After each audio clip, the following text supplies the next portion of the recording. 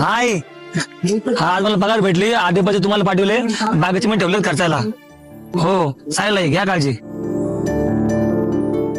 भावांनो, आज रात्रीची पार्टी माझ्याकडून तुमच्या भावाला पगार भेटली. हा भावा, आज तर जालन्यात सगळ्यात महागड्या हॉटेलमध्ये जाऊ आपण. मी पोटभर रेड बुल पिणार भाई आज. भाऊ मी फक्त आज नॉनव्हेज खाणार. मला तर नॉनव्हेज शिवाय जमतच नाही काही. चल ना.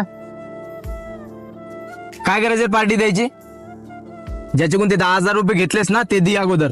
आता त्याला देशील ना, परत तुला अडचण येईल, तो कामी येईल. आणि महिनाभर काय करणार नंतर? अडचण सांगून येणार आहे तुला. काय प्रॉब्लेम आहे? तो भरला ना.